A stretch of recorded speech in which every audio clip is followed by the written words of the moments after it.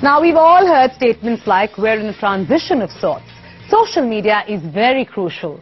We need to think out of the box. Traditional media is passé. Consumer engagement is paramount. So I thought, why not get a global creative legend and two high-profile Indian marketers and ask them some very pertinent questions on the stark realities that marketers and admin face today. Ladies and gentlemen, take it away. Thank you so much for joining us. Mark Tutzel, truly a pleasure to have you on the show. And thank you so much. And of course, two very, very high-profile marketers, Manisha from Axis Bank and Wasim from Coca-Cola. Thank you so much for joining us. So, we're discussing the future of brands, which is such a generic issue.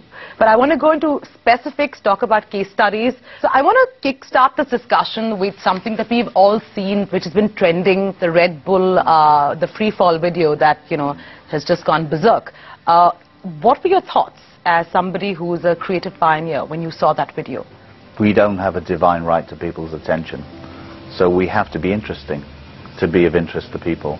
And I think the challenge or the actual event itself was of great human interest. And I think it was a very single-minded act. And I think the way it was televised, the way the idea spread virally and was amplified globally, really was I think something of great human interest that people genuinely wanted to involve themselves in and share. For the brand Red Bull, clearly the perfect sponsor. How much of that sponsorship came through, I'm not too sure. I think through the eyes of a marketeer, they saw it on the helmet, they saw it on the parachute. But I think to the layman in the street watching that, it was just a great human feat of this crazy guy deciding to jump a mile from space into Earth. So I don't know the value it created for the brand, but certainly it created a great conversation. I would have liked to have seen it more inextricably linked back to the brand. Okay. We get your view, Wasim, on the video, and what were the first thoughts you had as a marketer? Oh my God, how did that guy do it? And so it was, and literally it was because of that. It was just the awesomeness of the jump, who sponsored the jump, and all of those things came later.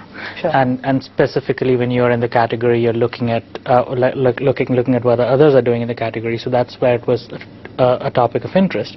But precisely to what Mark said, how much of that rubbed off. But all of that aside, I think the point that you raised, is this the new code for marketeers? In tomorrow's world? Yes, it is. One of the key things that we say inside Coca-Cola Company is, are you interesting enough to be shared? Yes. And that's the first call that you got to take in whatever you do. And consumers are not. They don't wake up every morning to talk about brands. They wake up every morning to live their life. And what are you going to do to become a part of their conversations is important. Right. And that's going to be the new code. Well, that's interesting. So both points of view saying that, while it was a great video, they're not sure how the brand linking itself to the free fall actually connected. Would you be on the same page with them? Absolutely. Okay. And I think one of the things that marketers have to sort of be more, have to have a good sense of judgment is which events to associate with and which not to associate degree. And I really think for the Red Bull free fall video, I mean, like Mark said, I don't know how many people remembered Red Bull. I mean, I watched, my kids were seeing the video and I didn't even notice that it had Red Bull written on it. The value that story created for their brand is debatable. And I'm not saying it won't go on to create more value down the road if they're intelligent and they use this in a smart way. But the first thing it did do was create human interest. Okay. If I had to ask you, you have, two very high-profile marketers sitting here. What's the problem with Indian advertising? Because, if you look at, let's say, Indian cinema versus Indian advertising, Indian cinema seems to be making more waves than Indian advertising is. Yeah. And considering the churn of ads is so much more than cinema, why is it that the evolution of Indian advertising is not as fast as Indian cinema? I think you said one word, which was ads. And ads, by definition, seem sort of antiquated. I mean, you still see a lot of television and a lot of selling, and not a lot of work that really has a core purpose at its heart, and then it's expressed and that story told in a fresh, new way. Okay. So, Wasim, why are we still not up to speed? What is the problem? I think the problem is a little bit more comfort with the familiar. Sure. And I guess that's where it starts from. But let me tell you, and it's not that change isn't happening. It's happening right here, right now. It's happening because key task for managing a conversation of brand Coca-Cola is to connect with the youth audience. What are they interested in? They're interested in music. So we did not go sponsoring a TV program which was music-based, or a reality show which was music-based. We went about creating music that did not exist, with a Coca-Cola point of view to it. What's your act, and not what's your ad? And that's the big change that needs to happen in the mindset. So, Manisha, Yep. you heard Wasim, Yep. of course, and he's taken full advantage of marketing Coca-Cola. So, you know, why do you think that, you know, we're still, I mean, calling it draconian would be pushing it a bit too far, but I mean, for a lack of a better word, you know, not up to speed with, let's say, even other emerging markets? It takes time for people to get out of one generation and move on to the other. Sure. So I think the first thing that I feel is happening, what's happening is that some of the people who are in decision-making positions are no longer that connected with their audiences. And I think, you know, you tend to think, oh, it must have been the way I was in college. True. But it isn't. True. Things have changed quite a bit. And we need to push ourselves and go out and see what's happening all the time. Because at the end of it, it doesn't help if all the brand managers are doing it. If the CMO is not going out and doing that, then they're likely to take the wrong decisions. Sure. So I think that's one. And that really translates into the brief. Right. And if the brief is not good, and that's the difference between cinema and advertising. Cinema is not driven by a brief. It's driven by an idea. Right. And you're not selling a brand. You're not making the same movie again and again. But, you know, so you don't have any past to live up to, or, you know, any future to look forward to. You are in the moment. You're just making that film. I'm so glad you brought about this brief. And that's my next question, really. Is it time that we move away from a brief? I think we can't move away from a brief. Okay. But we can change the way we arrive at the brief. Okay. And I think it's important to have a brief because it just gives a lot of clarity to everybody around the table. But, you know, it can't be written in a way that, oh, I've written the brief, now I'm going to give it to you, now you go do your job. You need a lot of co-creation. So I think that whole co-creation of many minds coming together, co-creating something, getting inspired, getting excited, just the way it happens in cinema. It's not one guy who makes a film. I believe the great brands are driven by purpose. They have a high purpose, and they activate that purpose in an interesting way. And so purpose-driven communication will, I think, is the future. Propositional-led advertising briefs are the past. So, Mark, my next question to you is that I'm sure marketers such as these come to you and ask you for, you know, a viral video. Could you make us a viral video? Yes, they do. And I believe that that is something that you're, you know, struggling with, because you yourselves, like many others, really don't know what makes a video go viral. There's no such thing as a viral video. Sure. The viral nature of an idea, the consequence of an idea, the shared value of an idea is the result of an idea being so infectious, so contagious, that it spreads like wildfire.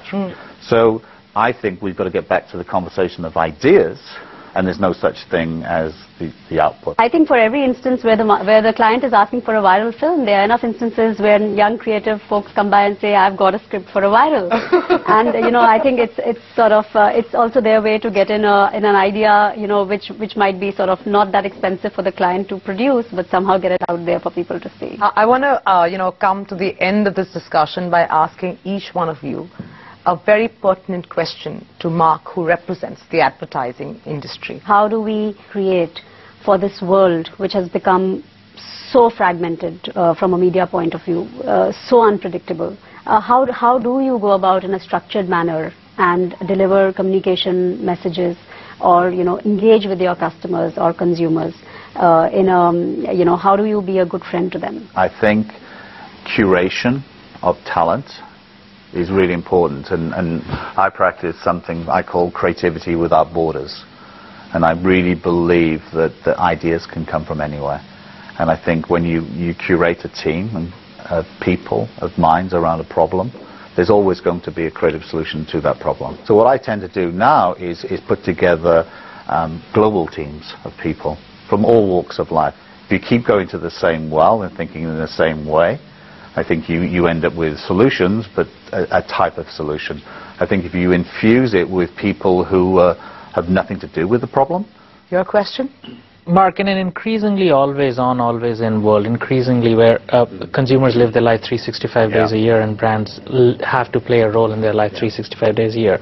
Going back to the theory of content, and you know we are big believers in branded content and brands as content providers. One of the things that we are struggling with, and your point of view on how is the agency model going to change? How are you going to become content creators from ad creators? And for us, because what we need is a constant stream. We know the mission for our brands. We know the purpose why we exist. So how is the advertising world gearing up to provide us that always-on, always-in content? The question, I think, that's on top of everybody's mind. True. In a communications company, you have to have a skill set second to none, and you have to not only have them housed within the company, have the ability to connect with other talents outside of the company. So I think it's incumbent on agencies now to bring together a brain trust, a creative trust that from all walks of life, you know. And also I think that the thing that we do at LabourNet is invest heavily in tomorrow's generation, the next generation of thinkers. We have a thing called the energy pool. And the energy pool, and they bring a freshness, and they challenge the status quo. They break the mold. They're brave, they're bold, they're looking at new ways of connecting to people. So they have their finger on the pulse of society and the pulse of life. They never use the word digital. They wouldn't know what it meant. You know? He asked you a very, very pertinent question. I'm asking you, what would you say to clients like Coca-Cola, right, who were constantly putting pressure on agencies, playing one against the other, dividing their businesses, sometimes with you, sometimes with another one, you know, ensuring that each agency is at the top of their game. Would you say that by doing that, you as an agency who, let's say, I mean, hypothetically, you as an agency, because of this kind of constant pressure and shift, lose ownership and accountability for the brand? They're saying, okay, and let's say, who are the best thinkers in communication from all walks of life, and let's knit them together. What it demands is a new breed of communications director or marketing director at the heart of that, because that person has to have the ability to curate and to assemble the architecture and to be the conductor of that orchestra, because you've got to pull all of these parties together to maximize the potential. What you're essentially saying is, where does the buck stop? It does not stop with the agency anymore. No more can one agency say that, you know, I am the custodian of the brand. You can't be, because, I mean, you're not fully in control of what the brand is doing. So if that is the case, then the entire ownership then has to shift to the client and the client only, which then again makes you only a partial executioner. Yeah, I mean, it does. It does. You pitch everybody against each other. The cons are that you don't get the best out of each individual player. Nobody takes responsibility. I mean, there are lots of things, but I think it's becoming more of a norm. You know, I mean, we share many brands with many other agencies, and it works. We would like that co-ownership, and I don't think any client ever is going to say, you go create that for me, I'm going to get that from somewhere, I'm going to get that from somewhere. It's a dream that if it all can come from one place. But it's not.